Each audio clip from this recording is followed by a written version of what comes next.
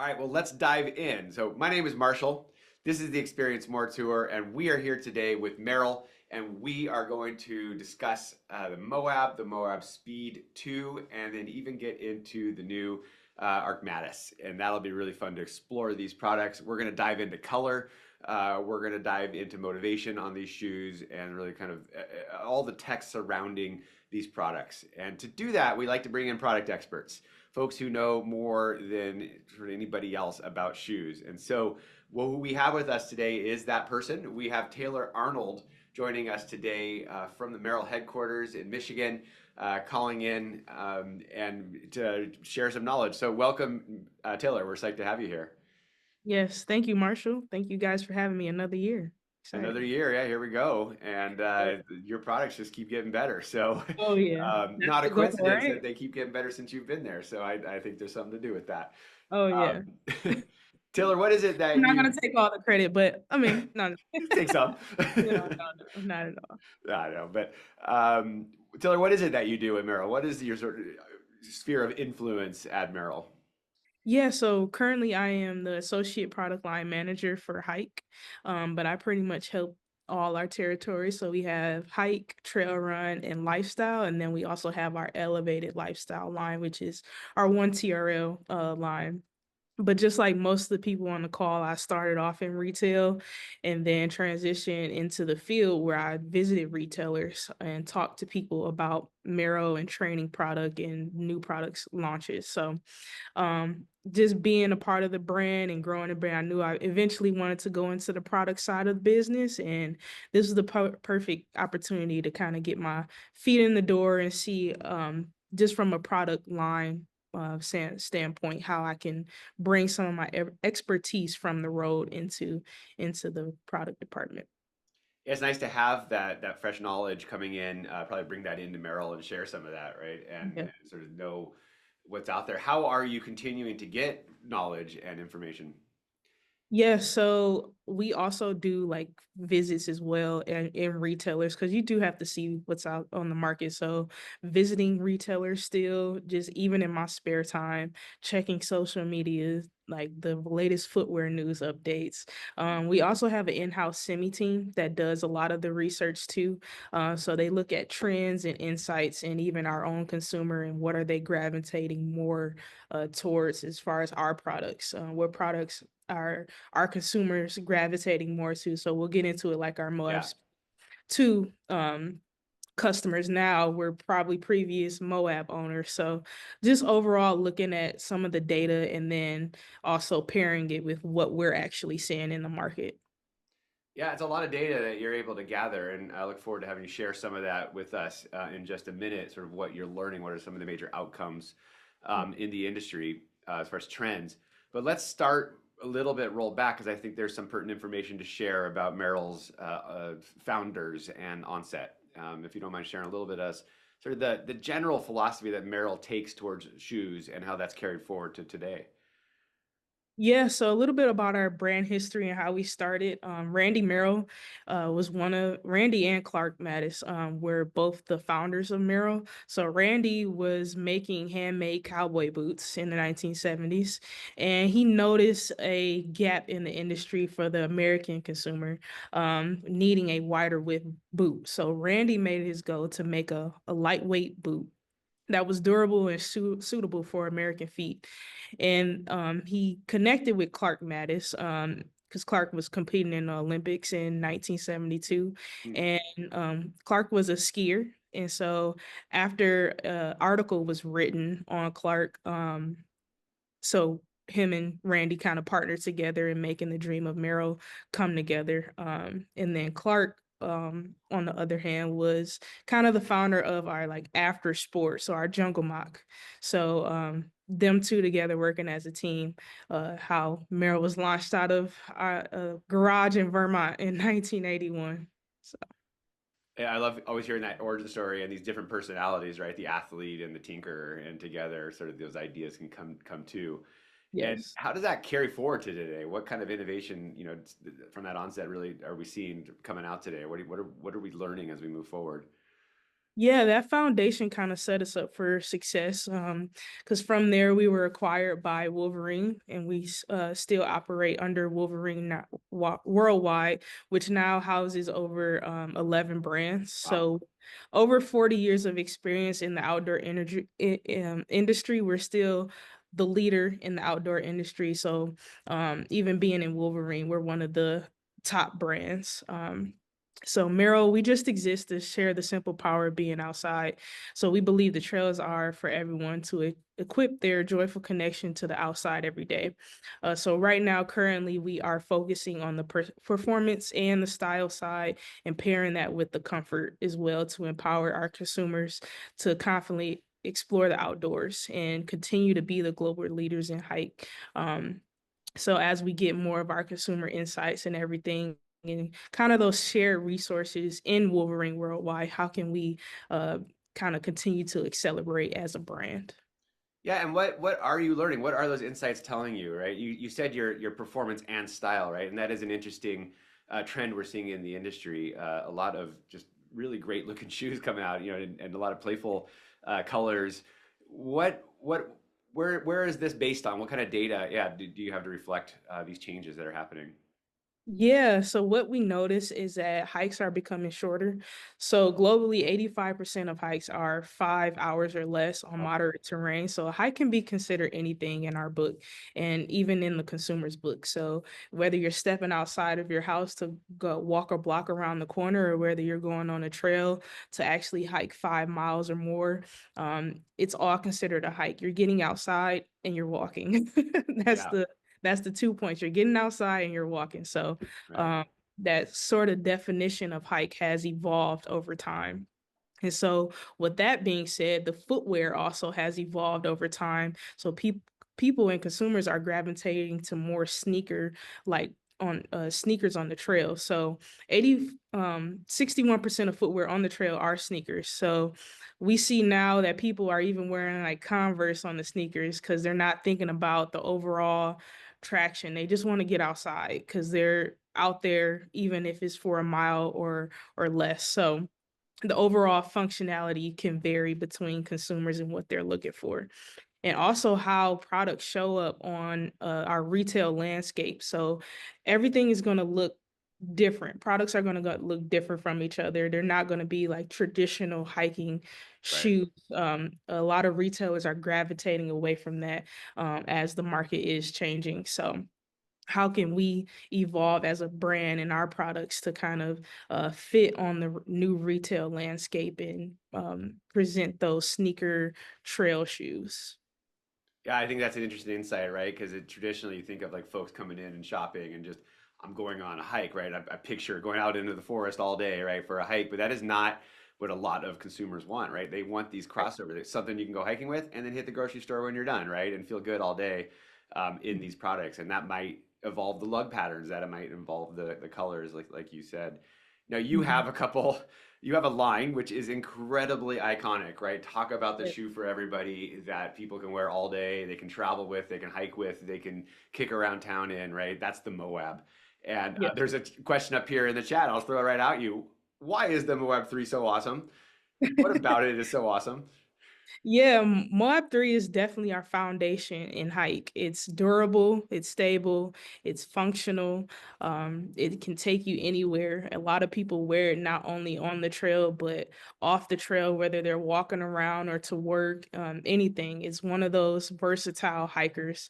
And it did set the foundation of a hike. And then as we're building off of that, which was the Moab Speed 2, we want to build a lighter weight, modernized version that can accommodate for whether it's half day or less hikes or just more of an everyday walking around hiking shoe. And it does use a lighter weight foam, which is Float Pro foam, versus the EVA that's in the Moab 3. So it is definitely lighter and more softer and cushier uh, than the Moab 3, but it definitely has that younger, modernized aesthetic to it, but was still telling the story of the Moab 3 through the finger lines on the upper materials or the midsole, telling those pillar stories. And then building off of the Moab Speed 2, we have our newest innovation, which is the Speed Arc Mattis, and then Mhm. we also have a Speed Arc Boa as well. So this one is our energy efficient, innovative uh sneaker in the hike industry. This one is setting the pillar of the next generation of hikers. Because as you know, as I just said, people are spending less time they can spend less time on the trail, whether they're just walking in the city, is still considered a hike. So, what overall sneaker can kind of appeal not only from an aesthetic standpoint, but still create that effective, energy efficient shoe where you're getting that comfort, that durability, and that's where the Speed Art comes in. Yeah, it's a cool shoe, and you sent me one, and we're going to dive into this a little bit later because I want to explore that. But Yeah, let's just focus quickly on the Moab 3 versus the Moab Speed 2 because yeah, customers may be used to one and maybe want to transition to another. We have a question here just about the functionality difference of the two beyond just aesthetic and look. We're really, how would you think, if somebody loves the Moab 3 but maybe doesn't quite love the bulky look to it, as right. referenced in the question. Would the Moab Speed 2 perform as well? Will they have the same functionality out of that shoe? Yes, I would say the outsole on the Moab 3 is just a tad bit more durable than the Moab Speed 2, because like I said, the Moab Speed 2 has that float pro foam, which is a little bit more softer underfoot. So as far as a hike where you're going on a like a rugged day hike for a Moab 3, you might want to probably scale it back a little bit for a Moab Speed 2 if you're going over like more rocks and limbs, or just depending on the just the terrain of the trail. I would suggest if it's more intense, go Moab 3. If it's less and you want to use it for every day and you want a more softer ride, definitely the Moab Speed 2. What's great about both of them, they both have Vibram outsoles, so you still get that traction and durability Mhm.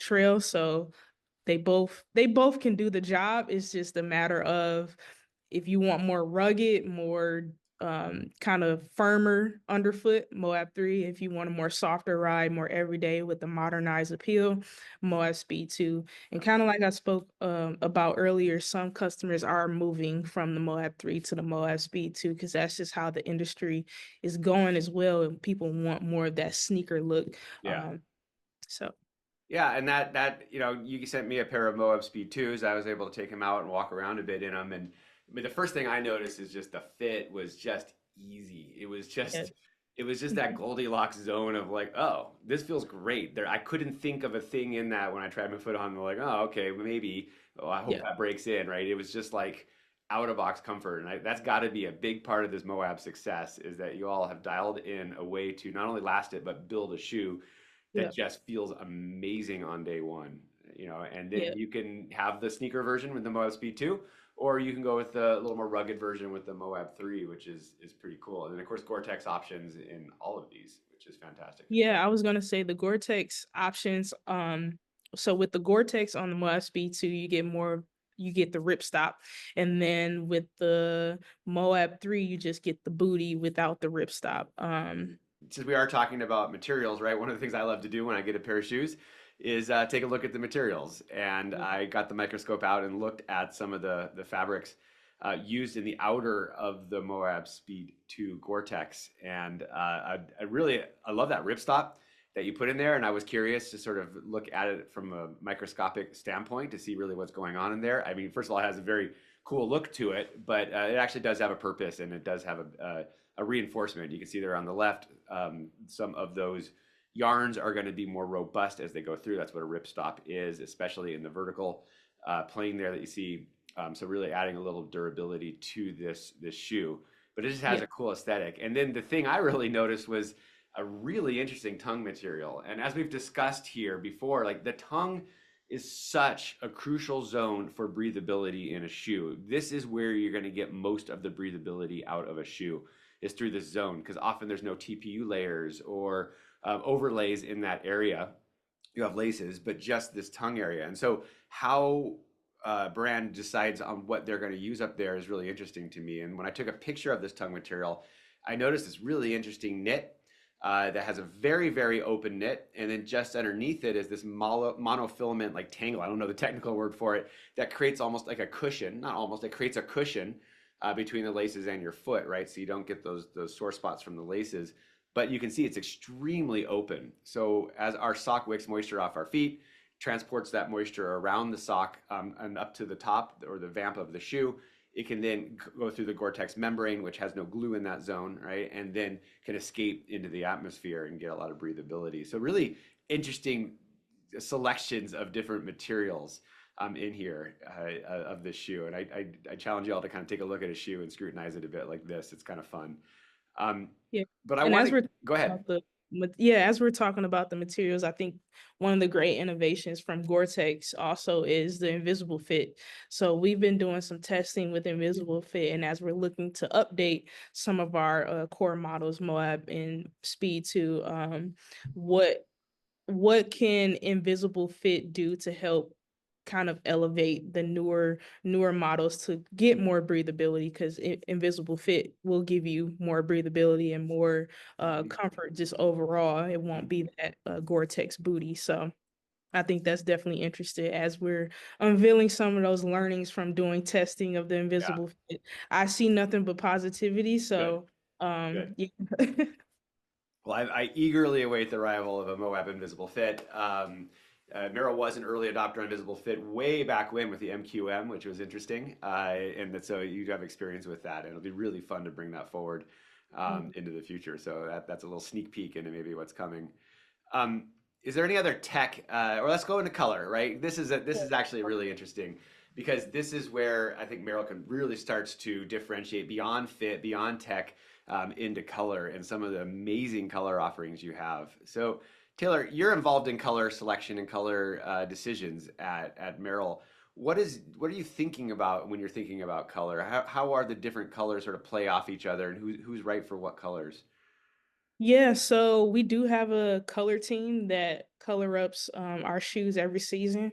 So kind of how we start is when we launch a new shoe, we definitely want to launch core, and then our seasonal colors. So what you see in the top left under Moab Speed 2 is our core colors that will be in the line forever, and we'll just continue to evolve core as we move down the line. But for now, those are our core foundational. But for seasonal, we want to look at more progressive, more modernized, younger, to attract the younger consumer so they can wear them on an everyday basis, or just like a more broader appeal versus like your traditional browns and blacks that you would normally see in like a Moab 3. So with Moab Speed 2 in particular, there's a lot of fun ways to play with color here. As you can see, you could turn off the fingers on the side panels on and off. You turn the midsole, go lighter, go darker. So what you see in the right is our spring 25 colors, and then in the bottom left you'll see our fall 25 colors as well. So as it progresses, you want to kind of go more lighter and then progress to more darker in the fall. And then to couple that, we also have energy packs that are quick hits throughout the season. So energy packs will typically live for like 3 months or so, quick in and out, but there's special moments to kind of elevate the inline shoes. So at the bottom there, you'll see our leather version of the Moab Speed 2 in different colors. And then you'll also see like our winterized version, which is like a city walk shoe that isn't called waterproof, but it definitely has that protective layer. So I think it's definitely interesting now how our color team looks at color. They're super, super great to work with because they're so knowledgeable about the trends and where the customers are going and the different colors that are going to be out and that consumers are going to gravitate towards. So these are my favorite colors. This is out of our sports style pack for spring at the Yeah. top and then fall at the bottom, which is more of like a fun way to do color. And we specifically created this pack for the need of a sports style for, let's say, a JD Sports, where you see more of a lighter colors with those just subtle pops of Mhm. color. So like the whites and grays, and then you bring in that pop of color of blue, pink, and then burgundy. So these are my favorite ones for our sports style because they were created for, a specific distribution and channel. It's always fun when we get to do that because it's kind of like we're serving our consumer, but we're also serving theirs as well. So how can we elevate our product and kind of tailor it to their consumer? I think it's really interesting. You're really listening to your retailers and really listening to specific retailers even, and being able to offer these SMUs or these special colors for them. Mhm. And it's kind of cool to see how the Moab franchise itself has all like these details that you can play with color, right? It's as if it was designed to have the ability to really customize in a micro way these different color pops. And it's fun, Taylor, how you and your team are playing with that and bringing it out. Oh yeah. It really does show. Um, let's reverse back into a little bit of tech into here because we have a question here about the Float Pro foam. Can you tell us a little bit more about Float Pro foam and how it is unique from other foams? Yes, so it is a softer, lighter weight foam. We use it in trail running as well to best serve underfoot. So it's just a little bit softer than what you would find in a regular EVA. It is tested, so we do have a Merrell test lab, and we also test with we also have a Saucony lab that we test with to verify to make sure it's responsive enough, to make sure it's durable enough to last as well. So yeah. Yeah, so that's into the Moab Speed 2, and then you actually like this foam and it carries forward into the Archmatis as well, which is a shoe I'd love to talk about next. Yeah. Right, so we have the Moab and the Moab Speed 2. This is the sneaker-like feel for folks going out hiking. But what was the customer that you were missing, and what was the niche you wanted to fill here with the Archmatis? Yeah, so overall, like I said, we were missing the sneaker aesthetic of where hiking is going, and this was our break into that modernized approach with the innovation of what's to come. So the Mattis and the Speed Art Boa have that two sandwich midsole with the plate nylon flex plate in the middle to create that responsive propulsion, and in those midsoles is that Float Pro foam that is EVA lighter weight and a little bit more softer and more durable. So on any terrain, it can sustain the comfort. And then that nylon flex plate underfoot is the one that improves the propulsion in every step. So we are 90% more energy efficient than the regular hiking sneaker. So what you might find in a Moab for propulsion, you're gonna find 92% more of that in the Yeah. Speed Arc Mattis. Yeah, So and you sent me a pair of these, and I put them on. First of all, the fit was spot on, which I've just come to assume will happen with Merrill. It just felt great on my foot, but what I did feel there was a lot of rocker in the forefoot and a little yeah. bit in the heel, and it gave me this feeling of wanting to propel forward and having that support. It wasn't a mushy feeling though, right? Because I assume because that nylon plate is close to the ground, not exactly on the ground, but closer, and it Mhm. gives it a snappy hike feel to it, which is something interesting in hike, right? I almost want to take these running, but I know they're not trail running shoes. But Yeah. really, an interesting sort of feel to it. Now, how did you test these? I mean, this is a big disruptor. This is a very different look for a shoe. How can we release these knowing that you're confident that they are going to work? We did a tremendous amount of testing prior to launch. We did field testing with Merge, which is getting a consumer set about, I want to say like 8 people, very condensed, to test these out in the world, go hiking in them. And actually, what we found is they were also running in them, which isn't wasn't the results didn't come Like, back stop that. terrible. But we had to go back and say, hey, can you tell them to just hike in them for now and take those results. And then we did our Saucony lab testing as well with style testing as well with our consumers, and this actually was one from our style testing and our field testing from Elena. She said the heels have excellent cushion. I could feel every step feels light and soft. Definitely arch support, but not to the point of being uncomfortable. Lace feature made it quick to on and tighten my liking. They feel extremely cushioned and extremely comfortable. And that was the goal here, to make an extremely comfortable shoe to take you from the street to the trail. So you won't have to switch your shoes. You can keep your same shoes on after work. So the comfortable, lightweight, and responsiveness is going to last you throughout this. It's been tested to last. Yeah, that's it. Yeah, so durability tested through some of your use of the Saucony lab, which is really awesome that you have access to that, and knowing that these are going to last, right? I mean, it's a Yes. they're well Yeah. made and an interesting shoe. And drawing back to what you talked about earlier, it's got the name Mattis, right? Which is one of your early founders, the guy Yes. with the turtleneck, right? Yeah. So why name this after the Mattis? What was the sort of the full cycle on that? Yeah, so this was actually one of Clark's last projects before he left. It was passed off to our design team to say, hey, this is our new innovation. I see Hike going in this direction. I believe we should go there, but I'm going to pass it on to you guys to do the work and make sure this thing hits the ground running, and make sure it's the most comfortable, innovative, energy efficient shoe to date and hike. So this was one of his last projects, and the team, Ian, he finished the design. It looks amazing. It tests amazing. So Um, the visible fit is not in the Mattis. No, I just saw one of the questions. Yeah, So not in this version yet. So it's come. I, Things are coming. Things are changing in Invisible Fit, yeah, especially as we at GORE-TEX start to really scale up. And if you're on our call with Rob yesterday, sort of understanding he's getting we're getting much better at training factories and learning how to scale up, so that brands like Merrell are able to use Invisible Fit in some of these shoes. yes.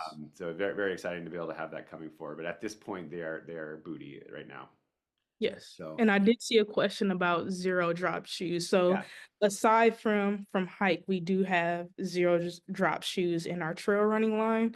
We have the Vapor Glove, and we also have the Trail Glove. So the Trail Glove has a little bit more stack height. Well, I shouldn't say stack height, a little bit more cushioning underfoot than the Vapor Glove. The Vapor Glove is pretty much just the outsole and the upper, whereas the Trail Glove has a thin cushioning in the middle, in the midsole, to kind of help with the impact from the zero drop. Taylor, thanks for answering that question. So today we talked about the Moab 3 a little bit. We focused quite a bit on the Moab Speed 2, as this really is a shoe for everybody.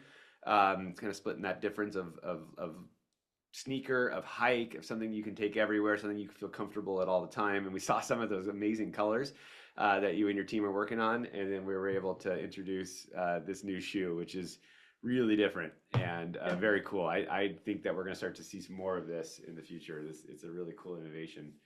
Yeah, just the last nod to, as you guys are thinking about it, we think of as good, better, best.